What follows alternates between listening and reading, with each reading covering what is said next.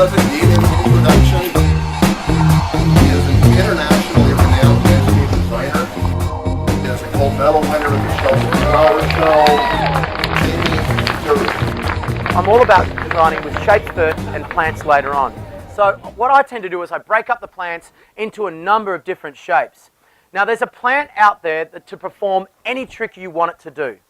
Believe me, in any country, in any atmosphere, it is quite amazing.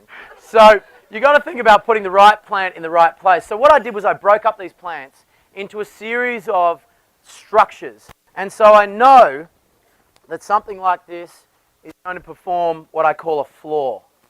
And when I look at this and I go, wow, that's a really interesting floor. Probably more interesting than turf, right? And then I start looking at the whole thing and I go, oh, this is an echeveria. That's pretty cool. You guys call them hen and chicks. So I break this thing down into floors. And I know that that's going to perform lots of tricks for me, but it's only going to stay this tall. So I don't have to constantly go out there and maintain it all the time. So if you plant smart and you have an intelligent plant selection, the less work you have to do. So that's my floor. Then I start to look at, okay, well, what could be an accent, right? So in the ornamental world, this is an accent. In the plant world, this is an accent. So this is an accent plant. So I would position these in areas of the garden that I want people to focus on. So it's an interesting plant. An agave has a beautiful red rim around the outside of it. It's pretty spiky, so I'm going to want to keep this away from the kids. I'm going to tuck this back in the garden. I'm going to want to put it high so it gets its good array of sunlight, because I know this thing needs about 6 hours of direct sunlight per day. So I go, okay, that's my accent plant. And then I look at something like this, where I've got my Podocarpus icy blue, and I go, wow, that's an amazing plant. Like, it's just blue. It ties in with the blue and the agave. So I've got my colors right. It's got a completely different texture than what's over there. But in fact, this is a wall. So I'm not thinking of it as a Podocarpus just yet. Well, maybe I am, but you guys don't need to. So you guys think of this as a wall. So now I start to put a few of these up against each other, and I've got a blue wall. And that's pretty cool. So I've broken up all my plants into a number of shapes first and plant names later on. And I know that I'm going to be growing that plant for the actual habit that it is used to. I'm not enforcing my own architecture upon it. I'm allowing it to just do what it does. Okay, and that's the secret. So if I'm growing Festuca glauca is a fantastic plant that would grow in the middle of pavers and things.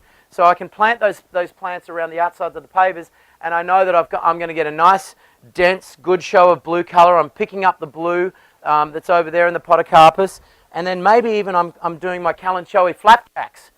And that's a really interesting thing too, because the reds and the blues go together. So wow, I just tricked myself into designing then. You know what I mean? And I'm starting to use the plants that actually perform the tricks that I want it to, rather than enforcing my own architecture upon it, and creating this garden that is constant labor. There are plants that perform ceilings as well, and that is canopy trees that get up and out. I mean, I use Bauhinia all the time. It's a South African native plant. You guys call it the Hong Kong orchid tree. If I didn't necessarily want to buy this beautiful gazebo from Rogers Garden Centre, I could actually grow a couple of Hong Kong orchid trees around the outside, and I'll buy the table setting that sits underneath it. And I'm still under shade, but I'm using nature to actually shield myself, and I'm using my own brain because I know the habit of that Bauhinia is going to actually perform that ceiling tactic for me. If we use plants that are successful, and there are some really successful plants out there. I don't know whether you've noticed our beautiful Monrovia plants every week. Aren't they stunning? Oh, I tell you what, I can't, absolutely, yeah. I can't get enough of them. They really are, I think, the best in America, I've got to say. And we use these things in such ways that we're really, getting people attracted and drawing them out to the gardens with this amazing plant. And there's nothing like the gift of giving people a garden.